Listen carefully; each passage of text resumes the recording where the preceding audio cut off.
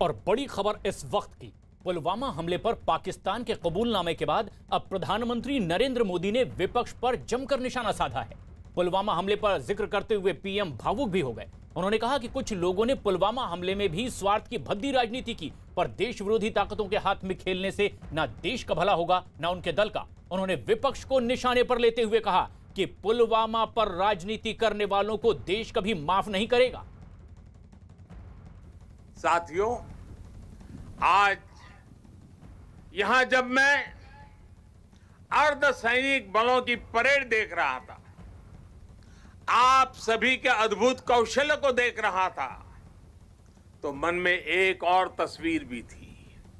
ये तस्वीर थी पुलवामा हमले की। उस हमले में हमारे पुलिस बेड़े के हमारे जो वीर साथी शहीद हुए, वो अर्धसैनिक बेड़े के ही थे। देश कभी भूल नहीं सकता कि जब अपने वीर बेटों के जाने से पूरा देश दुखी था, तब कुछ लोग उस दुख में शामिल नहीं थे। वो पुलवामा हमले में भी अपना राजनीतिक स्वार्थ खोज रहे थे, अपना राजनीतिक स्वार्थ देख रहे थे। देश भूल नहीं सकता कि तब कैसी कैसी बातें कही गई, कैसे कैसे बयान दिए गए। देश भूल नहीं सकता कि जब देश पर इतना बड़ा घाव लगा था, तब स्वार्थ और अहंकार से भरी भद्दी राजनीति कितने चरम पर थी। और उस समय उन वीरों की तरफ देखते हुए मैंने विवादों से दूर रह करके सारे आरोपों को झेलता रहा,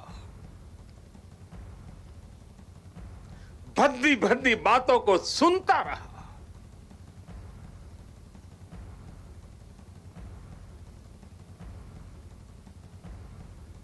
मेरे दिल पर वीर शहीदों का गहरा घाव था,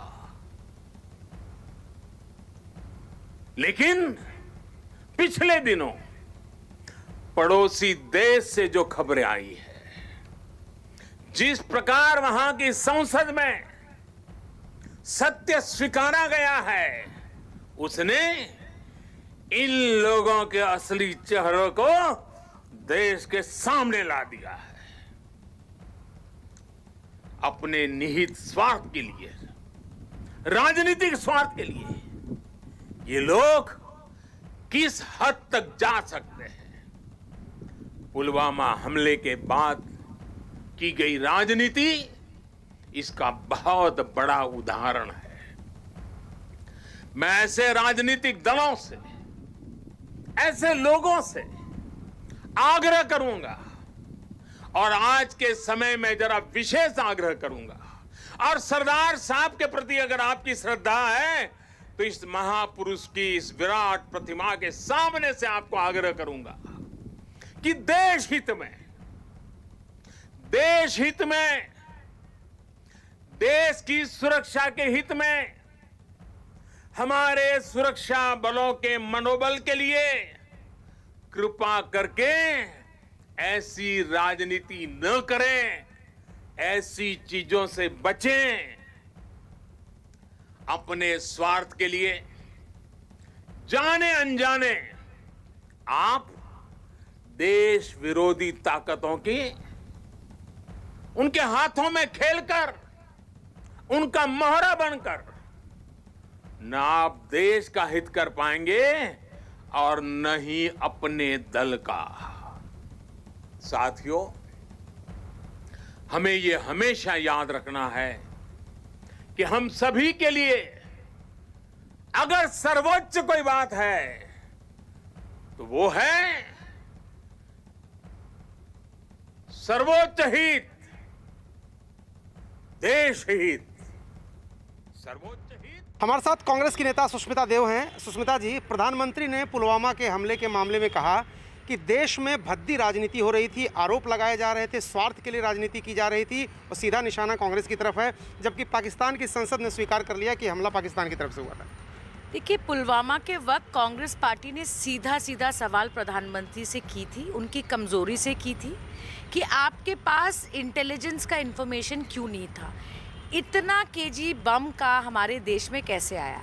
बिहार में भारतीय जनता पार्टी और नीतीश कुमार बहुत बुरी तरह हारने वाले हैं और सरकार हमारे गठबंधन की होने वाली है, इसीलिए ये पुराना उनका डर्टी ओल्ड ट्रिक है कि वो पुलवामा को ला रहे हैं। जिन सैनिकों की शहादत हुई उनके साथ कांग्रेस थी और है, और हम फिर कहते हैं कि इतना कमज़ोर प्रधानमंत्री भारतवर्ष के इतिहास में नहीं हुआ कि पाकिस्तान सीना ठोक के कह रही है कि हमने भारतवर्ष पे हमला किया और वो राहुल गांधी जी पे अपना तोप दाग रहे हैं, बल्कि पाकिस्तान की तरफ दागना चाहिए। मेरा ये सवाल, उन्होंने कहा कि स्वार्थ की राजनीति के लिए ये लोग किस हद तक गिर सकते हैं, ये पूरे देश ने देखा कि प्रधानमंत्री के 56 इंच सीने का जो एक बयान आया था उसकी धज्जियाँ उड़ गई और यही कारण है कि उनको बार बार कांग्रेस पार्टी पर आरोप लाना पड़ता है। देश में इतना कमज़ोर प्रधानमंत्री हमने कभी नहीं देखा और पाकिस्तान का बहुत साहस बढ़ गया है और उसका एक ही कारण है कि प्रधानमंत्री कमज़ोर हैं। सुष्मिता देव कह रहे हैं कि प्रधानमंत्री कमजोर हैं और इसलिए पाकिस्तान साहस में इस तरह के बयान दे रहा है। कैमरामैन जयपाल रावत के साथ अरुण सिंह, न्यूज़ 18 इंडिया, पटना। महिला कांग्रेस के राष्ट्रीय अध्यक्ष कह रही हैं कि ये देश के सबसे कमजोर प्रधानमंत्री हैं, लेकिन प्रधानमंत्री को दरअसल विपक्ष पर हमला करने का मौका कैसे मिला?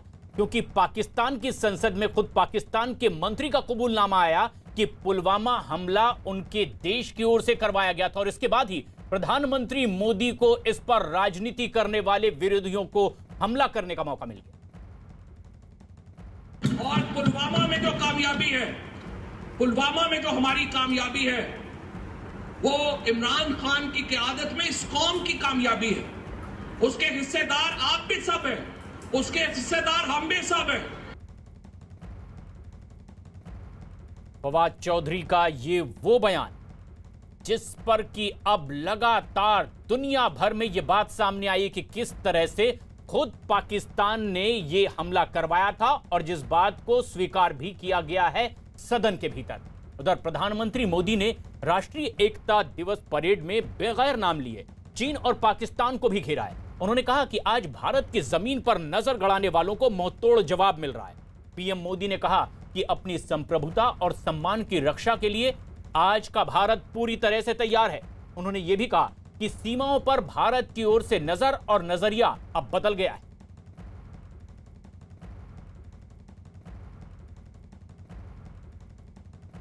भारत की नजर और नजरिया अब बदल गए हैं। आज भारत की भूमि पर नजर गड़ाने वालों को मुंह तोड़ जवाब देने की ताकत हमारे वीर जवानों के हाथ में है। आज का भारत सीमाओं पर सैकड़ों किलोमीटर लंबी सड़कें बना रहा है, दर्जनों ब्रिज, अनेक सुरंगें लगातार बनाता चला जा रहा है।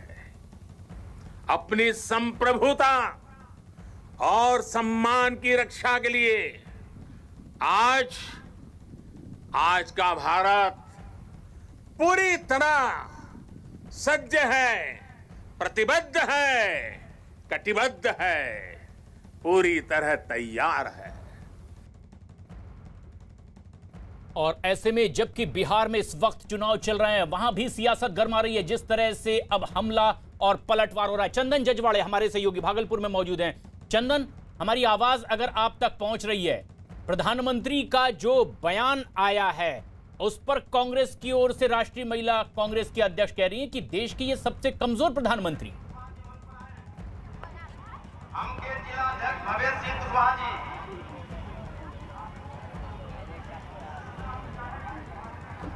चंदन, हमारी आवाज अगर आप तक पहुंच रही है, जिन लोगों आवाज के कुछ भी बीच नहीं आप आई, बिहार में मौजूद हैं, किस तरह की प्रतिक्रिया? ऐसे में जबकि विपक्ष पर बड़ा हमला किया पीएम मोदी ने, तो कांग्रेस का कहना है कि ये सबसे कमजोर प्रधानमंत्री है।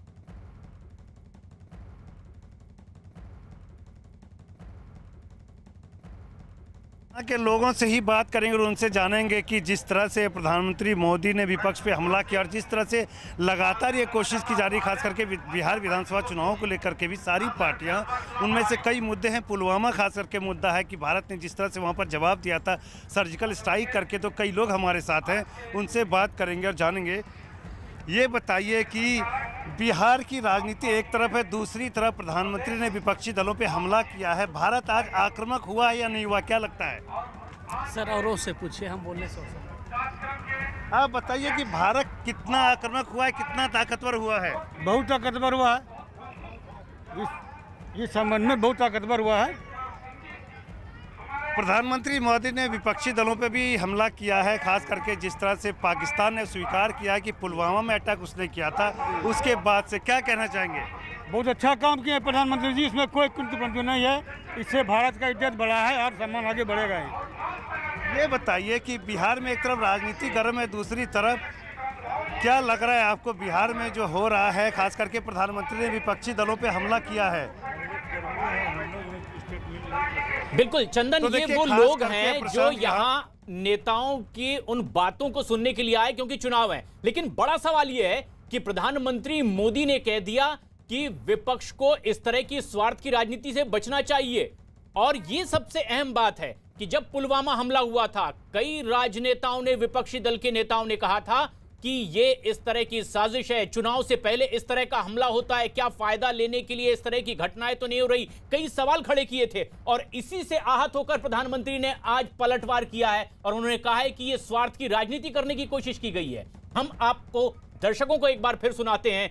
इसी मसले पर प्रधानमंत्री मोदी ने आज राष्ट्रीय एकता दिवस के मौके पर किस तरह से विपक्ष को अपने निशाने पर लिया। साथियों, आज यहां जब मैं अर्धसैनिक बलों की परेड देख रहा था, आप सभी के अद्भुत कौशल्य को देख रहा था, तो मन में एक और तस्वीर भी थी। ये तस्वीर थी पुलवामा हमले की।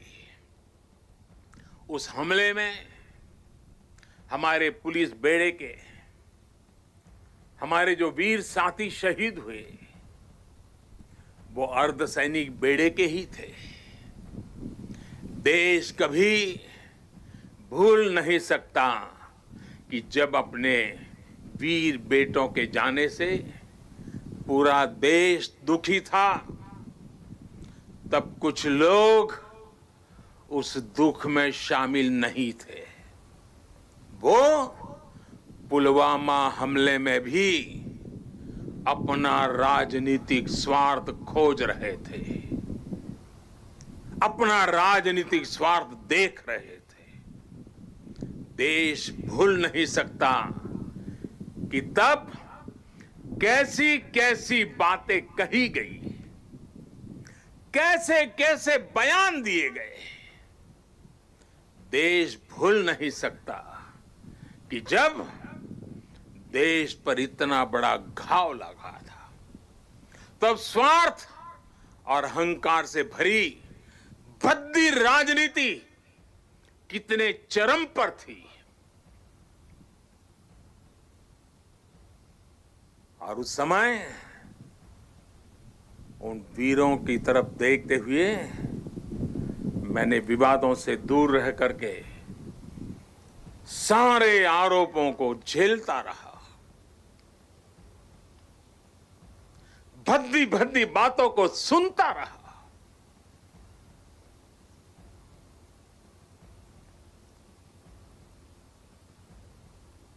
मेरे दिल पर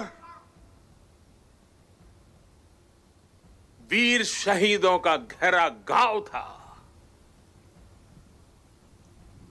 लेकिन पिछले दिनों पड़ोसी देश से जो खबरें आई है, जिस प्रकार वहां की संसद में सत्य स्वीकारा गया है, उसने इन लोगों के असली चेहरों को देश के सामने ला दिया है।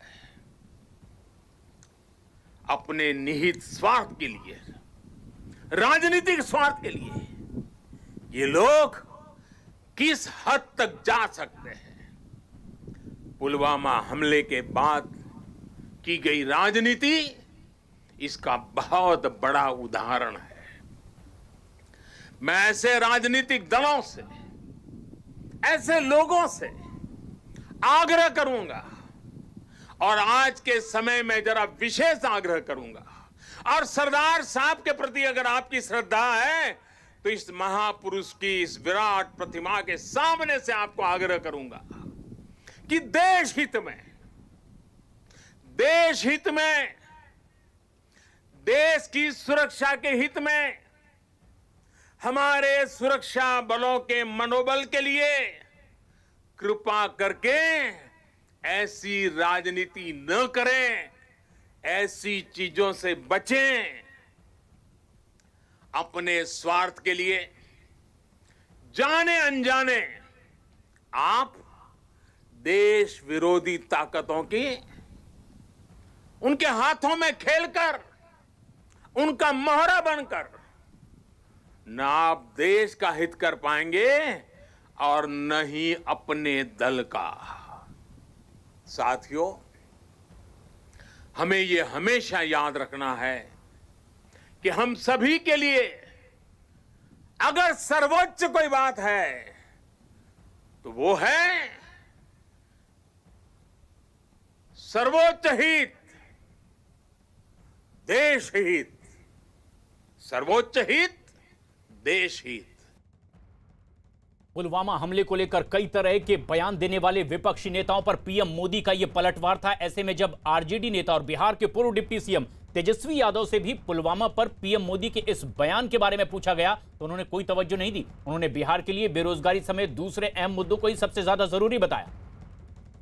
और तस्वीर भी थी। Why you bringing these questions? These things not in our agenda right now. बिहारियों को काम चाहिए, दवाई चाहिए, पढ़ाई चाहिए, सिंचाई चाहिए, करवाई और सुनवाई वाली सरकार चाहिए।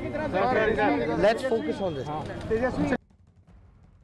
तो वहीं केंद्रीय मंत्री मुख्तार अब्बास नकवी ने पुलवामा पर पीएम के बयान को बिल्कुल सही ठहराया है और इस मुद्दे पर राजनीति करने वालों से माफी मांगने की मांग की।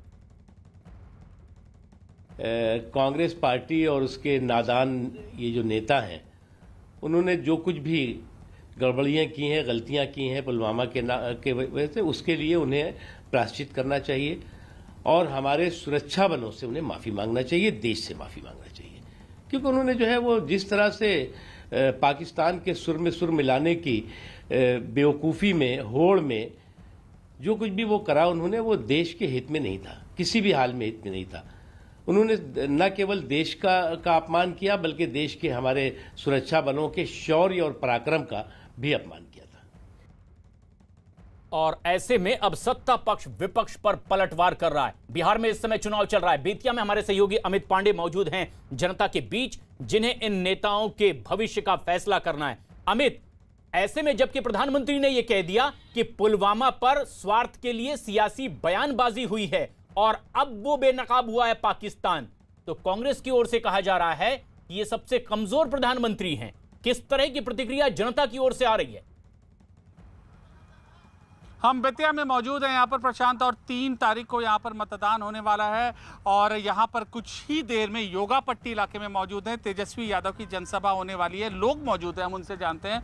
ये बताइए कि पीएम मोदी ने कहा है कि पुलवामा हमले के मुद्दे पर राजनीति की गई और तमाम तरह की गलत बातें की गई, बावजूद इसके मैं चुप रहा। नहीं, मोदी जी जो कह रहे हैं, मोदी जी उनके साथ देश है और मोदी जी के साथ समर्पित लोग भी हैं, और जो ओछी राजनीति करने वाला को देश कभी बर्दाश्त नहीं कर सकता है।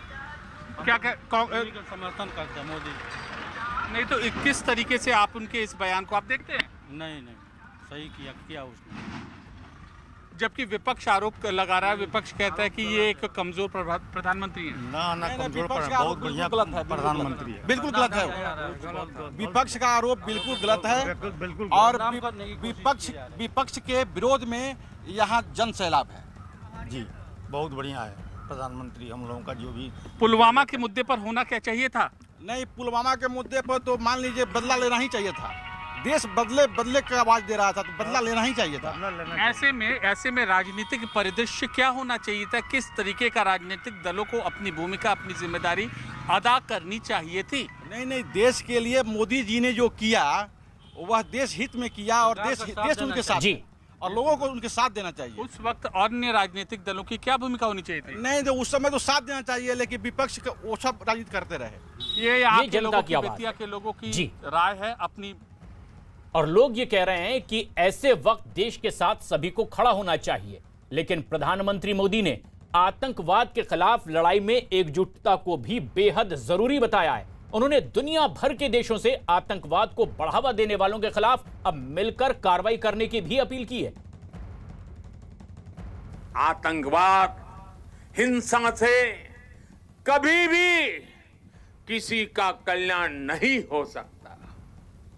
भारत तो पिछले कई दशकों से आतंकवाद का भुक्तभोगी रहा है, पीड़ित रहा है।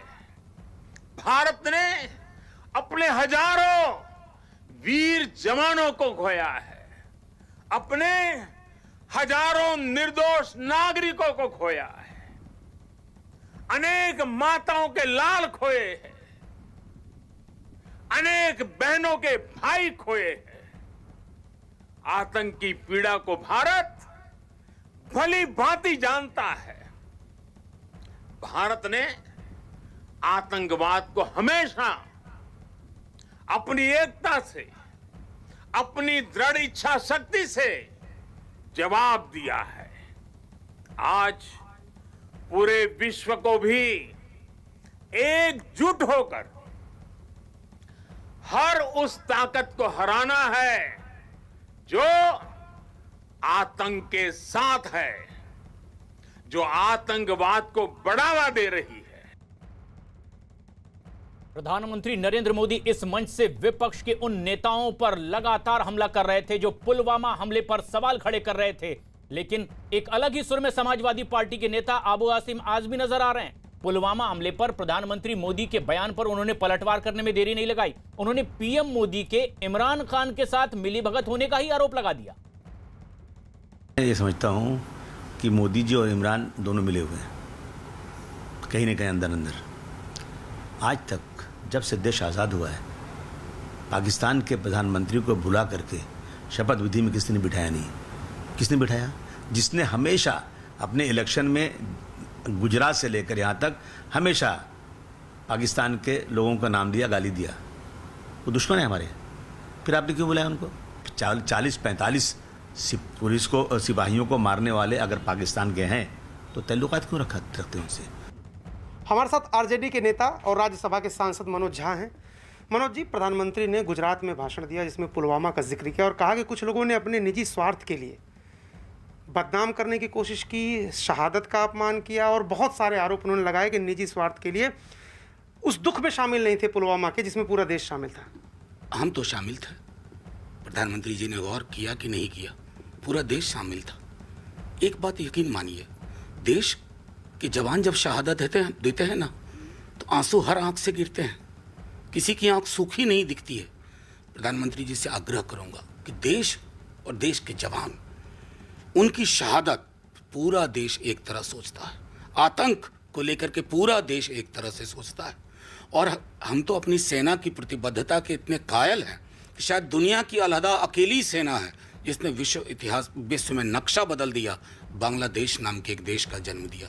तो ये तो कतई संभव नहीं है। पता नहीं प्रधानमंत्री जी किनके बारे में कह रहे हैं, लेकिन मैं मानता हूँ कि हम सब लोग, चाहे वो हमारे बिहार का जवान हो, उत्तराखंड का जवान हो, हरियाणा का जवान हो, पंजाब का जवान हो, भारत माता की संतान है। और उस संतान की जब शहादत होती है, कोई चीज़ नहीं सोचता। हाँ, शहादत कुछ कहानियाँ छोड़ के जाती है। शहीद हुए बच्चों के परिवार को रोजगार भी चाहिए, शहीद हुए लोगों के परिवार को रोजगार चाहिए, उनको जिंदगी, अपनी रोजमर्रा की जिंदगी में बदलाव चाहिए। प्रधानमंत्री जी से आग्रह करूंगा, बिहार चुनाव है, जो अर्थव्यवस्था की हालत है, जो रोजगार की हालत है, जो संकट है अभूतपूर्व, बिहार आए तो जरा उन पर बताएं। मैं समझता हूं कि वो बड़ी मेहरबानी होगी उनकी। उन्होंने कहा कि भद्दी बातें कही गई, आप दुख में शामिल नहीं थे, और इसके अलावा उन्होंने कहा कि अब तो पाकिस्तान ने स्वीकार कर लिया, फिर भी इस प्रदेश में राजनीति हो रही है। कौन कर रहा है राजनीति? कौन सा ग्रीन शूट देख रहे हैं माननीय प्रधानमंत्री जी? पूरे देश में ये बात सबको समझ लेनी चाहिए, और प्रधानमंत्री जी की टीम को भी समझ लेनी चाहिए कि देश सबसे बड़ी चीज होती है। जब हम कहते हैं ना, जब घायल हुआ हिमालय तो खतरे में पड़ी आज़ादी, उसमें पूरा देश एक जैसा सोचता है प्रधानमंत्री जी। ये संकीर्ण दायरा इस देश में नहीं चला है कभी। सेना के जवानों की शहादत, सरहद के मामलों पर पूरे देश एक तरह से सोचता है। अपनी हदों में भी बहुत सारी समस्याएं हैं प्रधानमंत्री जी, जिस पर हम आपसे सुनना चाहते हैं जब आप कल बिहार आए तो। मनोज झा जी कह रहे हैं कि सेना की शहादत पर पूरा देश इकट्ठा होता है, एक साथ रहता है, लेकिन बिहार के मुद्दों पर प्रधानमंत्री से वो सुनना चाहते हैं। कैमरामैन जयपाल रावत के साथ Arun Singh, news 18 India, Patna. RJD नेता का ये बयान, लेकिन बेतिया चलते हैं बिहार, जहां पर कि चुनाव, और अमित पांडे हमारे सहयोगी हमारे साथ बने हुए हैं। अमित, आप लोगों के साथ हैं। आरजेडी नेता ये कहते हैं कि पुलवामा हमले पर सब एक सुर में थे। क्या जनता को ये महसूस होता है कि विपक्ष ने ऐसे कोई सवाल नहीं उठाए थे, किसी राजनेता ने शक व शुबह की गुंजाइश नहीं देखी थी? जनता क्या कहती है बिहार की? देखिए, हम यहाँ पर बेतिया में हैं और आम लोग हैं हमारे साथ, हम इनसे बात करते हैं। ये बताइए कि आरजेडी विपक्ष पीएम के इस बयान पर जिसके बारे में हम बात कर रहे थे, उन्होंने कहा कि उस वक्त भी विपक्ष और सारा देश एक सुर में था। देश के गद्दार लोगों ने पुलवामा का विरोध किया और उन लोगों को देश कभी माफ़ नहीं करेगा। हम लोग पीएम मोदी के साथ हैं और साथ रहेंगे जी। क्या उस वक्त विपक्ष साथ था? आरजेडी के इस बयान को आप बीजेपी कार्यकर्ता या आम यहाँ की बेतिया की जनता होने के नाते कैसे देखते हैं आप? उन लोगों का तो गलत बात है। जो हम लोगों का मोदी जी के जो कारोबार है वो बहुत बढ़िया है, हम लोग उन्हीं के पक्ष में हमेशा रहते हैं। अरे देश में खाने वाले या विदेश की बात करने वाले के बात क्या कहते हैं? वो लोग गद्दार हैं देश के। तो विपक्ष को बदनाम किया, सरकार को बदनाम किया जा रहा है। तो ये यहाँ पर बेतिया की जनता थी, उनमें से ज़्यादातर बीजेपी के कार्यकर्ता थे, और यही बात कह रहे हैं कि विपक्ष जो बातें कह रहा है वह अनुचित है, ठीक नहीं कह रहा है। बिल्कुल। और उधर आज प्रधानमंत्री ने फ्रांस के विरोध में हो रहे प्रदर्शन के बहाने भी आतंकवाद का समर्थन करने वालों को आड़े हाथों लिया है। प्रधानमंत्री ने फ्रांस विरोधी प्रदर्शन का जिक्र तो नहीं किया, लेकिन कहा कि जिस तरह कुछ लोग आतंकवाद के समर्थन में खुलकर सामने आ गए हैं, वो आज दुनिया भर में चिंता का विषय बना हुआ है। प्रगति के इन प्रयासों के बीच कई ऐसी चुनौतियां भी हैं जिसका सामना आज भारत और पूरा विश्व कर रहा है। बीते कुछ समय से दुनिया के अनेक देशों में जो हालात बने हैं, जिस तरह कुछ लोग आतंकवाद के समर्थन में खुल करके सामने आ गए हैं, वो आज मानवता के लिए, विश्व के लिए, शांति के उपासकों के लिए एक वैश्विक चिंता का विषय बना हुआ है। आज के माहौल में दुनिया के सभी देशों को, सभी सरकारों को, सभी पंथों को आतंकवाद के खिलाफ एकजुट होने की सबसे ज्यादा जरूरत है। शांति, भाईचारा और परस्पर आदर का भाव ही मानवता की सच्ची पहचान है। दो युवा महिलाओं और उनके दृढ़ संकल्प ने एक कॉलोनी के सामाजिक और प्राकृतिक परिदृश्य को ही बदल कर रख दिया। मिलिए टिया और तायरा से, जिन्होंने कचरे के ढेर को एक रेन गार्डन में बदल दिया। अपर्णा द्विवेदी ने जाकर इन जल योद्धाओं से मुलाकात की और देखा उनका भूजल रिचार्ज पहल।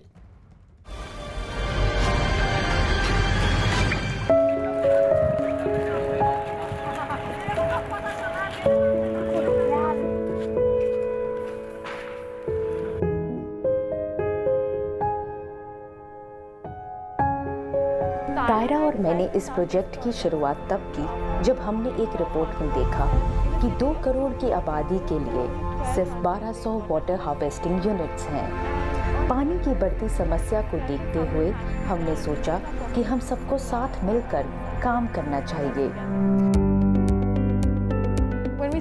सबसे पहले हमने सर्वे किया और पाया कि पश्चिमी सागरपुर में सबसे ज्यादा पानी की किल्लत है।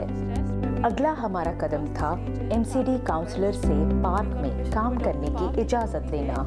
So how this differs from the regular rainwater harvesting system? Rain water harvesting system में कुआं खोदा जाता है, लेकिन बायोस्वेल में इस पूरे पार्क में 3 फीट गहरी ज़मीन की खुदाई की गई, फिर बड़े पत्थरों से उसे ढका गया, उसके ऊपर छिद्रित पाइप लगाई गई और छोटे पत्थरों और मिट्टी से ढक दिया गया। फिर हमने उस पर छोटे पेड़ पौधे लगाए जिसके लिए वो इस पूरी कड़ी को बांध सके। And then we also planted shrubs and local hedge grass, low hedge grass, so that it helps bind the soil. कभी कचरे का पहाड़ होता था ये जगह पे, यहाँ पे लोग इसको कूड़े वाला कलर कहते थे, लेकिन आज वो कूड़े वाला कलर ये ग्रीन पार्क के रूप में डेवलप होकर के आज सागरपुर के हजारों लोगों को जीवन दान दे रहा है। पानी का संरक्षण एक व्यक्तिगत कार्य नहीं है, एक छोटी सी पहल बड़ा बदलाव ला सकती है।